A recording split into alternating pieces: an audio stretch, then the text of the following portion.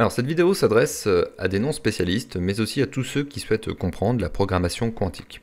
Je vais donc simplifier ici certaines notions pour les rendre compréhensibles, et je vais introduire les concepts fondamentaux sans entrer dans les détails techniques. Le but étant de m'adresser à un public relativement large, même si je sais que si vous êtes là, c'est que vous avez déjà nourri un intérêt certain pour la mécanique quantique, et je vous comprends car c'est un sujet passionnant, autant d'un point de vue scientifique que philosophique. Il y aura donc plusieurs vidéos, et nous verrons tout d'abord qu'est-ce que la programmation quantique, sur quoi elle repose, et qu'est-ce qui la différencie de l'informatique classique. Il y a beaucoup de fantasmes aujourd'hui autour de l'ordinateur quantique, et il est certainement surcoté dans de nombreux domaines, mais il est vrai aussi que pour d'autres, il promet une véritable révolution, et nous essaierons donc de démystifier tout cela. Mon objectif ensuite, c'est de vous montrer qu'on peut dès à présent utiliser ces concepts sans avoir d'ordinateur quantique, et notamment grâce à des simulateurs. Il existe aujourd'hui plusieurs solutions, et j'ai fait le choix de vous présenter celle développée par Microsoft, mais on peut également citer IBM.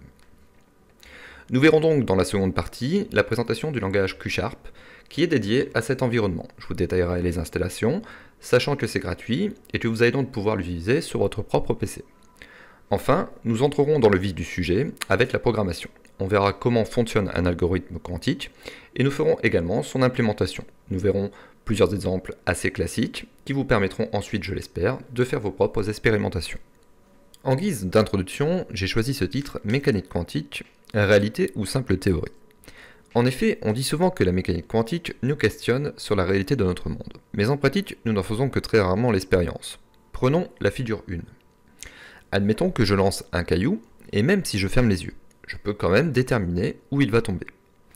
Mais l'expérience nous montre également que ce n'est pas comme ça que les choses se passent au niveau fondamental, où lorsque l'on va émettre une particule comme de la lumière, c'est-à-dire un photon, on va avoir une incertitude sur ses états, et notamment sa position, tant que l'on ne va pas l'observer. Durant cet état qui va être dit quantique, le système va avoir des propriétés particulières, et c'est ce qui va nous intéresser ici. Alors pour autant, la mécanique quantique fonctionne, et on a depuis longtemps des applications concrètes au niveau industriel et technologique. Un exemple assez complet est celui de l'IRM que l'on trouve en médecine, qui utilise plusieurs de ces principes. On a notamment la supraconduction, les circuits intégrés semi-conducteurs, ou encore la résonance magnétique nucléaire. Ce sont peut-être des termes qui vous paraissent compliqués, alors prenons plutôt l'exemple d'une clé USB que nous utilisons tous les jours. Aujourd'hui, ça ne vous a pas échappé qu'on peut stocker énormément d'informations sur de tout petits supports. Eh bien, cette mémoire repose sur un principe quantique qui s'appelle l'effet tunnel. Schématiquement, c'est le fait qu'un objet quantique puisse traverser une barrière. C'est un peu comme si le caillou qu'on avait lancé précédemment pouvait traverser un mur. Et pourtant, je pense qu'on a tous essayé, ça ne fonctionne pas. Mais sur certaines conditions, la matière a potentiellement cette capacité. Dans le cas de vos clés USB, ça se vérifie des milliards de fois chaque jour. La matière ne se comporte donc pas de la même manière à notre échelle qu'à celle atomique. La matière peut traverser la matière sous certaines conditions, et nous sommes pourtant tous constitués de ces mêmes éléments. Eh bien, ce n'est ici qu'une des propriétés perturbantes de la mécanique quantique. Revenons maintenant à notre sujet. Et vous l'aurez compris, la programmation quantique va reposer sur l'utilisation de particules que l'on va maintenir sous certaines conditions. L'ordinateur quantique ne ressemble donc pas à votre PC. À l'heure actuelle, il s'agit essentiellement d'imposantes machines de laboratoire qui permettent de faire des calculs quantiques. Vous avez ici quelques illustrations à nu, sachant qu'en pratique, on va utiliser des matériaux spéciaux, souvent des supraconducteurs, que l'on va maintenir dans un environnement confiné à une température proche du zéro absolu, c'est-à-dire environ moins 270 degrés Celsius. Pour l'histoire, c'est IBM qui en 1998 a présenté le premier calculateur quantique, et depuis, de nombreuses sociétés ont évidemment progressé dans ce domaine. Cependant, on est encore loin de pouvoir industrialiser sa fabrication. La difficulté, c'est en effet de pouvoir maintenir un système à l'état quantique pour en utiliser ses propriétés. Le principe qui nous intéresse particulièrement, c'est la superposition des états. En effet, à l'échelle atomique et subatomique, une particule ne se comporte pas comme un simple corpuscule, c'est-à-dire un point ou une bille. Elle va se comporter comme un mélange entre une onde et des particules. Souvent, on montre cette image pour expliquer cette dualité. Le meilleur moyen reste de l'appréhender par l'expérience. La plus connue est celle des fentes de Young. Elle consiste à prendre une source lumineuse qui va donc faire passer des photons au travers de deux fentes très petites et très rapprochées, c'est-à-dire moins d'1 millimètre. Et en face, on positionne un écran sur lequel on va donc visualiser l'impact des photons. Et le résultat est surprenant, car on constate l'apparition de franges d'interférence qui est la caractéristique d'un modèle ondulatoire. Je pense que vous connaissez cette expérience, mais je vais quand même la détailler pour bien comprendre les interprétations de ces résultats. Admettons que l'on refasse cette expérience, mais cette fois avec une source lumineuse qui va être capable d'envoyer un seul photon à la fois. On décide d'obstruer une des deux fentes et on constate alors que les photons se répartissent sur l'écran, comme l'on pourrait s'y attendre avec des corpuscules. Logiquement, on se dit donc qu'avec deux fentes, la répartition sera similaire aux expériences précédentes, c'est-à-dire l'apparition de deux bandes. Je rappelle qu'on envoie un photon à la fois et que l'on sait qu'un photon est indivisible. Or, on obtient une répartition qui est différente avec des franges d'interférence, comme on l'a vu précédemment. C'est donc comme si le photon avait interféré avec lui-même et qu'il était passé par les deux fentes. On a donc bien ici le comportement d'une onde, bien qu'au final, c'est un corpuscule que l'on mesure sur l'écran. Alors, pour vérifier tout ça, on peut se dire qu'on va regarder ce qu'il se passe réellement au niveau des fentes. Eh bien, le simple fait de faire une mesure ou une observation, pour savoir par quelle fente passe le photon, modifie son comportement. On voit donc le photon passer par une des fentes, et à l'écran, on obtient également deux bandes conformes à cette observation corpusculaire. La simple observation modifie l'état et les résultats. Ces observations sont généralisables à d'autres particules, par exemple à l'électron. Vous avez également des expériences plus poussées, comme la gomme quantique à choix retardé, qui nous permettent de conclure qu'à l'état quantique, une particule est donc un ensemble d'états en dehors de l'espace et du temps. Et c'est ça que l'on va appeler la superposition d'états. On l'a vu, elle se comporte comme une onde, mais lorsqu'elle est observée ou mesurée, le paquet d'ondes se réduit pour prendre aléatoirement une valeur possible. L'équation de Schrödinger décrit l'évolution de cette fonction d'onde et permet d'avoir une représentation probabiliste du moment de la réduction. Le point important, c'est donc que la mesure ou l'observation va forcer le paquet d'ondes à se réduire en un point. On parle également de décohérence quantique. Tant que le système reste quantique, une particule peut posséder des états superposés, que ce soit son spin, sa position, sa quantité de mouvement. Il n'est donc pas possible de connaître la position d'une particule sans la mesurer. En revanche, on peut calculer la probabilité de présence de la particule à une position donnée. C'est un concept assez difficile à concevoir puisqu'il ne correspond pas à notre expérience du monde réel. Et c'est la raison pour laquelle Schrödinger avait imaginé une expérience de pensée pour expliquer ce concept, ou en tout cas pour essayer de le faire comprendre. Dans cette expérience, il enferme un chat dans une boîte dans laquelle se trouve un dispositif qui se déclenche aléatoirement et qui empoisonne le chat. S'il s'agissait d'un système quantique, tant qu'il n'y a pas de mesure ou d'observation, il y a donc une superposition d'états. Le chat est mort et vivant à la fois. Bien sûr, cette expérience ne fonctionne pas, elle n'est pas quantique, donc ne le refaites pas chez vous. Mais le but, c'est de montrer à quel point la mécanique quantique est perturbante, car c'est malgré tout comme cela que fonctionnent les particules et les atomes. Quoi qu'il en soit, personne ne peut vraiment dire qu'il comprend la mécanique quantique. Einstein disait lui-même « J'aime penser que la Lune est là, même si je ne la regarde pas ». Car effectivement, on peut se demander s'il existe une réalité objective en dehors de toute observation. Ce principe de superposition est un concept fondamental pour faire du calcul quantique. C'est donc lui qui a donné naissance au concept de qubit informatique. En informatique classique, vous le savez, un bit vaut 1 ou 0. En informatique quantique, un qubit vaut 1 et 0, en même temps. Donc c'est le principe de superposition. Et par convention, c'est noté donc de cette façon. La mesure du qubit, c'est-à-dire lorsque l'on va l'observer, le mesurer comme on l'a vu dans les expériences précédentes, va projeter son état, c'est-à-dire réduire le paquet d'ondes à une valeur fixe, donc ici 0 ou 1, suivant une probabilité. Il est possible également d'utiliser plusieurs qubits, heureusement parce que sinon ce serait quand même assez limité. Et donc cet ensemble aura donc 2 puissance n états superposés. Vous l'avez compris, un qubit est un système quantique. Il dispose donc des mêmes caractéristiques que l'on a vu précédemment. Simplement, on va le transposer au système binaire informatique. Un qubit en état de superposition comprend donc un ensemble de valeurs possibles. Si j'ai un système quantique constitué de 2 qubits, j'aurai donc 2 puissance 2 valeurs superposées, ce qui correspond à 1, 0, 1, 1, 0, 0, 0, 1, et ainsi de suite. Alors l'enjeu, c'est de concevoir des algorithmes qui vont pouvoir tirer avantage des propriétés de la superposition afin de calculer plus rapidement un résultat. Ainsi, un des principaux avantages, c'est que lorsque l'on va réaliser une opération sur un ensemble de qubits, eh bien cette opération va se faire parallèlement sur l'ensemble des états superposés. La puissance de calcul va également doubler, c'est-à-dire au niveau de l'ordinateur quantique, chaque fois que l'on va lui adjoindre un nouveau qubit au système.